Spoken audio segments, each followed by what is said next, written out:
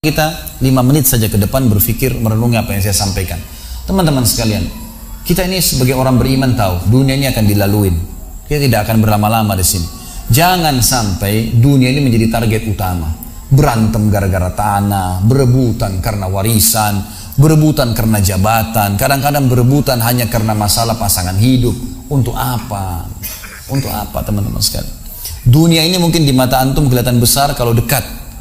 Misal, saya tidak tahu bapak-bapak mengerti nggak. Kalau ibu-ibu biasanya langsung mengerti kalau masalah contoh-contoh perhiasan. Kalau ada orang punya berlian, besarnya seperti bola pingpong, kaya nggak? Rupanya ada juga bapak-bapak yang paham. Itu kaya luar biasa. Kalau dia punya berlian seperti bola basket, kaya nggak? Coba taruh berlian yang seperti bola basket itu di tanah, terus antum naik pesawat ke atas. Makin jauh, kelihatan enggak? Orang yang perebutkan tanah 1000 kali 1000 meter, 1 hektar, berapa hektar, tumpah-tumpahan darah. Padahal kalau dia naik pesawat hilang semua tuh. Mobil mewah, bangga-banggaan dengan mereknya. Kalau kita naik pesawat kayak gentong-gentong lagi jalan. Cuma hiasan dunia. Apa yang mau dikejar? Gitu kan?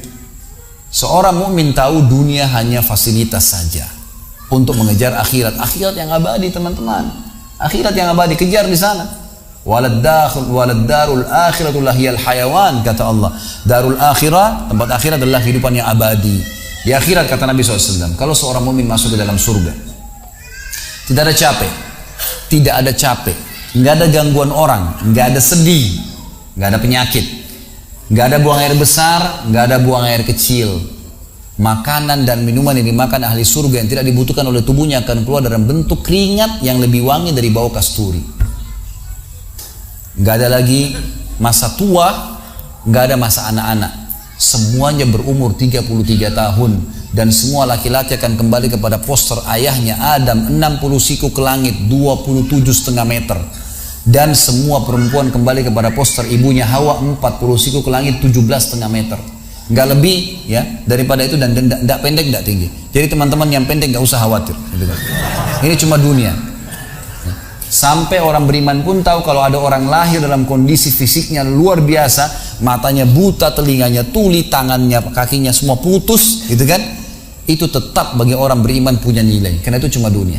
Begitu dia meninggal, jasadnya akan dimakan oleh tanah, sebagaimana sabda Nabi SAW, semua jasad kalian akan dimakan oleh tanah kecuali tulang ekor kalian yang darinya Allah akan tumbuhkan kalian. Di akhirat ditumbuhkan jasad yang baru. Itu yang akan hidup bersama kita di surga atau di neraka, gitu kan? Jadi ini cuma dunia sebentar. Untuk apa dikejar, teman-teman sekalian?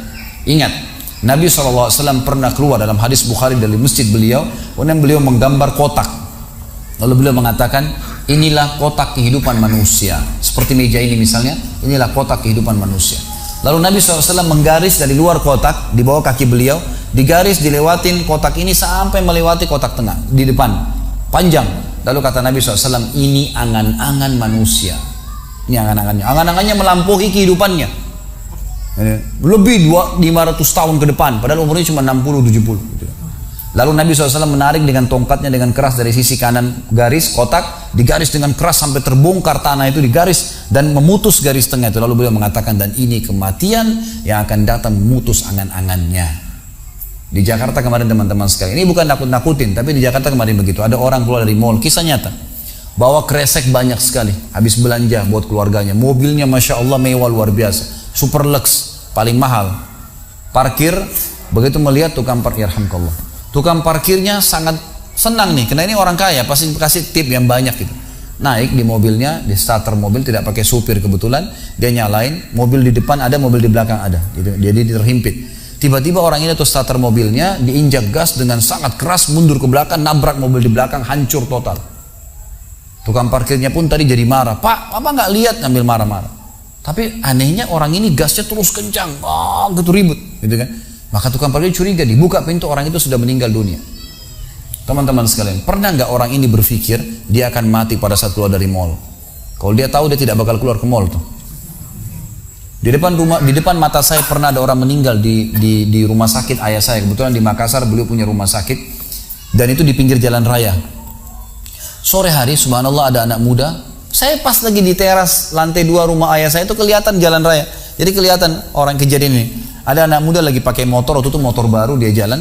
Jadi jalurnya 2 jalur gitu kan. Rupanya motor ini motor itu dari arah sana. Kemudian di sini ada mobil pick up yang pelan jalannya gitu. Ada mobil truk pelan jalannya. Di belakang ini rupanya ada mobil truk pelan, di belakangnya ada mobil pick up. Mobil pick up ini mungkin karena terganggu, dia bukan ngelewatin dari kiri, dia keluar ke jalur sebelah. Keluar, motor yang tadi lagi kencang, dia tidak sangka tabrak, meninggal di tempat. Jatuh tergeletak, motornya dibawa, dicek di rumah sakit ayah saya di klinik, ternyata sudah meninggal dunia. Saya lihat orang itu subhanallah tergeletak. Ada beberapa produk yang dia bawa di motornya. Lalu saya bertanya, saya muhasabah sendiri. Orang ini pernah berpikir nggak ya waktu keluar rumah tadi akan dia tabrakan, dia akan jatuh? Saya yakin tidak. Kalau dia berpikir dia tidak akan keluar dari rumahnya. Tapi begitulah ajal kalau datang teman-teman sekalian. Kalau datang tidak akan terlambat sesaat atau berkurang sesaat. Harus fahamin, gitu kan? Jadi jangan sampai kita berlebihan. Saya tanya teman-teman, Anda jujur jawab. Kalau seandainya Anda ke dokter, lalu kemudian dokter mengatakan, maaf Pak, Bu, umurnya tinggal 2 minggu menurut ilmu medis. Ini ada penyakit parah, tinggal 2 minggu, dokter nggak bisa obatin lagi nih. Kira-kira orang yang seperti ini sudah divonis sama dokter akan mati 2 minggu lagi. Nggak ada lagi, sudah kankernya, sudah tumor segala macam di tubuhnya, sudah segala macam penyakit. Nggak bisa lagi hidup orang ini. Kemudian ada orang datang, temannya bilang, itu si fulan ceritain kamu. Kira-kira dia masih mau ribut berkelahi? Itu orang tuh mau mengambil hakmu, masih mau mengebut lagi? Sudah semua? Enggak, sudah, aduh, nggak mau tahu. Ini 2 minggu lagi mati. Semestinya teman-teman tidak usah tunggu vonis dokternya. Siapa yang bisa jamin sekarang di masjid ini teman-teman ada dari tembok ini tiba-tiba malaikat maut, saya lihat antum tidak lihat, orang roh saya tinggal dikenang. Khalid Basalamah pernah ceramah, selesai. Dan Anda juga bisa begitu setiap saat.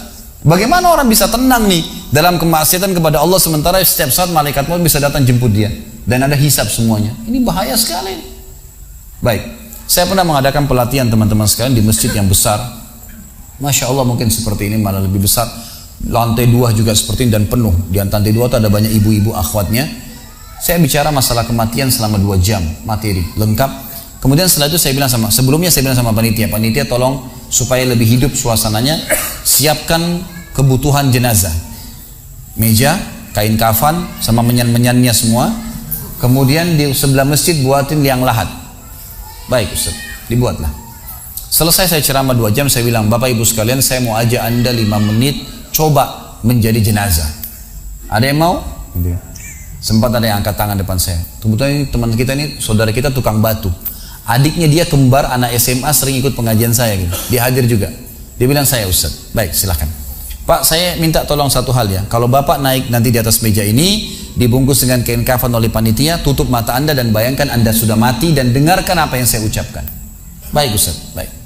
Saya juga bilang sama panitia di atas masjid waktu itu, ibu-ibu, silakan kalau ibu mau coba, panitia tolong bantu. Saya sudah pandu waktu sebelum pengajian. Ringkasnya adalah dia naik. Subhanallah, begitu dia naik, Bapak Ibu sekalian, orang ini naik di atas meja, begitu tutup matanya dan ditempelin kain kafan di pipinya. Ini kain kafan asli kita beli. Ditempel di pipinya, langsung dia nangis. Nangis dia, terisak-isak. Lalu kemudian panitia taruh tangannya di dadanya, harus dibungkus gitu kan. Lalu saya bilang, Pak, coba renungin sekarang Anda sudah mati dan hiruk-pikuk di masjid ini ada orang nangis. Kebetulan adiknya dia yang kembar ini murid saya duduk di sebelah kiri kanannya dan membayangkan benar kakaknya meninggal. Mereka betul-betul menangis gitu. Ada jemaah-jemaah juga yang lain pada nangis. Hanya saya bilang hiruk-pikuk masjid ini yang sedang menangis, ada yang sedang ngobrol. Ini anggap di rumah Anda pada saat Anda meninggal dunia. Dan Anda tidak bisa protes. Gak bisa bilang saya tidak mau, jangan ribut, gak bisa lagi. Udah. Panitia pun menaruh tangan kanan di atas tangan kiri, kita nggak bisa protes taruh di dada. Dibungkus dengan kain kafan pun nggak bisa. Baik, Pak, bayangkan semua peluang amal saleh yang semestinya Anda bisa kerjakan, sholat malam, sedekah bakti dengan orang tua, baca Quran, sholat berjamaah, yang Anda sia-siakan dan Anda menyesal kenapa tidak kerjakan sekarang. Dan bayangkan semua peluang dosa yang Anda tidak sia-siakan. Kesempatan zina, berzina, kesempatan dusta-dusta, kesempatan riba-riba, semua dikerjakan. Dan Anda tidak sempat taubat dan Allah akan hukum Anda sekarang. Itu Bapak Ibu sekalian, saya tidak karang-karang dia sampai nangis-nangis Bapak ini. Terus dia nangis. Lalu saya bilang, tolong panitia datangkan geranda jenazah. Datangkan. Baik Pak, sebentar lagi kami akan angkat badan Anda di geranda ini dan kami akan bawa Anda ke liang lahat sebelah masjid. Diangkatlah dia. Saya bilang, Pak, renungin, resapi tubuh Anda kesentuh dengan geranda ini. Ditutuplah lalu dipikul. Lalu saya pandu pakai mic, saya bilang, Pak, inilah detik-detik terakhir Anda bersama kami. Terus sesalin perbuatan-perbuatan dosa yang Anda pernah lakukan, peluang-peluang ibadah yang Anda sia-siakan. Sampai tiba di luar masjid, saya turun ke liang lahat, saya buatin sendiri tanah, kemudian saya buatin gubernur, lalu diturunkan dia. Setelah diturunkan, saya suruh tutup matanya, kemudian ditutup dengan kain. Saya keluar, lalu saya pakai mic, saya bilang, Pak, buka matanya. Inilah rumah Anda sekarang. Walaupun rumah Anda 1000 kali 1000 meter di dunia, kembali ke 1 kali 2 meter. Ini tempat Anda sekarang. Dan sebentar lagi malaikat akan datang menanyakan kepada Anda pertanyaan-pertanyaan yang Anda sudah tahu. Selesai. Berapa mungkin sekitar hitungan detik. Ini semua proses kurang dari 5 menit teman-teman sekalian. Lalu saya bilang, buka. Dibuka kain tersebut. Lalu saya bilang, teman panitia bantu. Bapak ini keluar. Keluar dia. Waktu dia keluar dari kuburan, liang lahat itu teman-teman, sempoyongan. Kayak orang yang sudah pusing gitu. Keluar. Kemudian saya bawa ke masjid. Saya pegang tangannya masuk ke masjid. Duduk. Lalu saya kasih mic. Pak, tolong ceritakan pengalamannya kepada jemaah jadi jenazah 5 menit. Itu dia pegang mic, gemetaran. Ustaz, saya tobat. Saya durhaka sama orang tua. Saya nggak sholat. Saya begini. Ini dia lupainnya dari ribuan jemaah depannya nih. Dia nangis-nangis. Sebutin semua kesalahannya. Semua pada banyak ikut nangis. Dia kayak orang ketakutan betul. Gitu kan. Baik, selesai. Saya panggil siapa lagi yang mau coba? 2, 3, 4 orang. Rata-rata semua begitu keadaannya. Gitu kan. Alhamdulillah mereka sadar seketika pada saat itu. Lalu kemudian saya bilang, penutupan, ada bahkan ibu-ibu yang coba di atas pingsan, ibu itu. Kita bukan nakut-nakutin, tapi memang saya praktekin. Lalu saya bilang begini, Bapak Ibu sekalian, sebagai penutup acara saya bilang pada saat itu, bahwasanya ini hanya praktek jadi jenazah. Tapi ini ya akan datang satu waktu Anda dibungkus kain kafan tidak bisa kembali lagi. Sekarang masih bisa kembali beramal soleh. Dan ini pernah diperingatkan oleh Hasan Basri rahimahullah. Beliau pernah ngantar jenazah diikuti oleh seseorang. Lalu Hasan Basri tanya, wahai fulan, kalau seandainya jenazah ini tiba-tiba hidup sekarang, apa yang dia kerjakan? Kata orang ini, tentu dia akan sholat, dia akan puasa, dia akan ngaji, dia akan kerjakan ibadah-ibadah. Kata Hasan Basri, kenapa? Dia bilang karena dia sudah mati, dia tahu nilainya ibadah itu. Kata Hasan Basri, yang kau ucapkan benar, tapi yang di depan matamu ini tidak bisa hidup lagi. Kamu sekarang masih hidup, kerjakan seperti dia kalau dia hidup. Jangan tunggu itu, gitu kan? Ingat teman-teman, pujian teman, ancaman teman, atau orang sekitar kita, hanya sepanjang lidahnya.